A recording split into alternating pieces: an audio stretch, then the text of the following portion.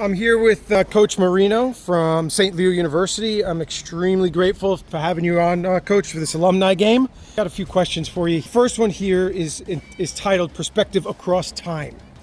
Coach, you played at St. Leo, and you experienced the alumni game both as a freshman and later as a senior. If you could speak to your freshman self on that first alumni game, what would you tell yourself to focus on?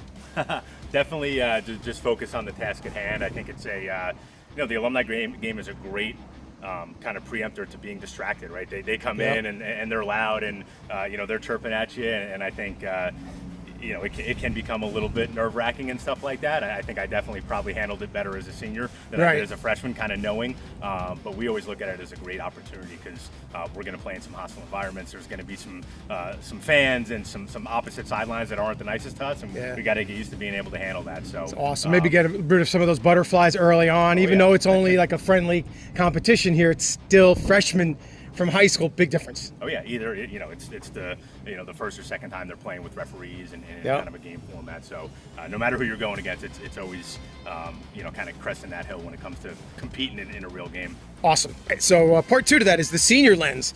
Now thinking back to your senior year, with the alumni game carries a very different weight. What would you tell your senior self to appreciate or do differently in that moment?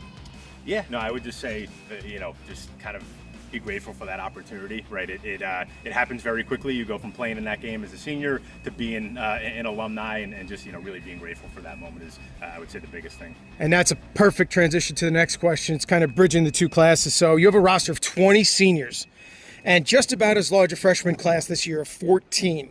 You have a super strong group of sophomores and juniors between. You've got a stacked lineup. What lesson do you hope that the guys are going to take away from this alumni game about time, team, and what it truly means to wear the St. Leo jersey across 4 years?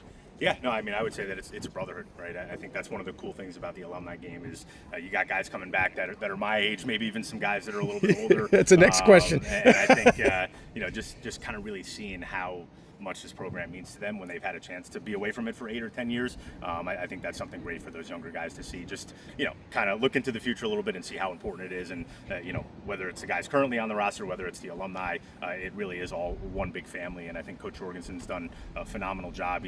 We started lacrosse here in Florida in first NCAA program. And, we got some alumni that are probably pushing early 40s, mid 40s. And it's pretty cool to see that alumni grow and grow every year. That's fantastic. And it's a perfect bridge here because today isn't just a game, it's history on the field. We're watching multiple generations of St. Leo lacrosse come together, as you just mentioned. Can you talk about some of that history we'll be seeing today and maybe who that oldest alumnus is to suit up and take the field today? Yeah, I don't know who the oldest one will be. I think my era of guys is kind of getting to be that age. There's some guys that were here when the program first started that are in that era of life where they're starting families and it's a little tougher to escape. So I think there's always a guy that surprises us. But I would guess probably you're going to have guys anywhere from their mid-30s down to 22, 23 years old that you saw on the field last year. Now, what year do you think, with the program starting and the alumni coming back, how far back are we looking? Probably, I would say the oldest alumni that was part of the varsity program here would have been 2006, so graduating class of 2009-10. So 2009, 2010. Yeah, no, I'd say that'd be the oldest. Like I said, I don't know if any of those guys are going to be able to escape from their families in the real world, but definitely probably a good mix of guys anywhere from their early 30s to early 20s. Well, there's a rumor thrown around right now that a very, very large party bus pulled up at Ralph's about an hour and a half ago, and there seemed to be a lot of people on board there, so we'll get to see that. So you touched on this too. A while back I had spoken to you and I asked you about what 3 words would best describe this program, and you had said passion, grit, and family. Those aren't just slogans. Can you dig into this a little bit deeper into what each of those actually looks like inside the program, day to day, in the locker room, in the moments like today? Yeah, no, for sure. I would say starting with grit, we've always, ever since my time here, been a program that's prided ourselves on being gritty and, keeping the important things and being kind of tough-nosed and blue collar. It's just something that our program has always kind of held its hat on and kind of that lunch pail mentality. Passion, I think, if you're going to compete at this level, you have to love the sport, and that's a big thing that we look for in the recruiting process is how much the guys love it. And I think the passion for the game really comes from that. And what was the last one? It was passion, grit, and family. Family, and again, kind of like I talked about earlier, the Yeah. family thing is just the program's been around for a while. I think I always tell recruits that when you leave here, you're probably going to leave with 2 or 3 guys that are going to be in your wedding party, and Yes. guys that are going to be best friends for life. So Yeah. it really is it sounds cliche, but it really is a big time family atmosphere here. Aiden's already planning the wedding, and well, not planning the wedding, no date set or anything like that. I don't want to spread rumors, but he's already mentioning guys that are going to be who is going to be who, and in the wedding party. So absolutely. But what I'd like to do is add something here from a parent's perspective. Watching Aiden arrive here as a freshman, now standing here as a senior, I'd like to add one more word to that, and that's genuine. You know, everything from start to finish within this program has been genuine. It's been authentic. It's been you guys, your words to the players, your words to parents are what they are. There's no smoke and mirrors. There's no empty promises. You get what you put in. You work your ass off in practice, and you improve your skill. You're going to play the best players out there. You know, last year, we went pretty far, riddled with injuries. This year, hopefully everybody stays healthy. You're stacked.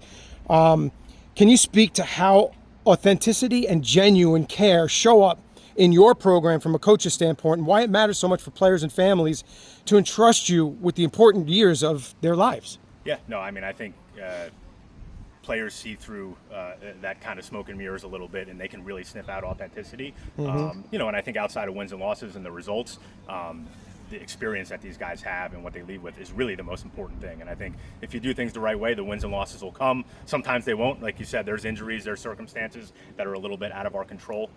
And, you know, we tell every recruit within the recruiting process, this is not I'm not a used car salesman. Coach isn't a used car salesman. We're selling a 4-year relationship. You're not leaving the lot, and we're never going to see you again. And Right. I think that kind of honesty and transparency is always something that resonates. And I think, you know, players, parents, whoever it is, really appreciate it. One last question for you here, Coach, because I know you guys got to get ready for this. So as you look ahead to the 2026 season, I'm not going to throw any juju at you. We're not going to throw any bad curses, nothing. But I'd like for you to talk to the parents out here for us that which game on this schedule for 2026 are you most excited for, and what makes that matchup special for this team?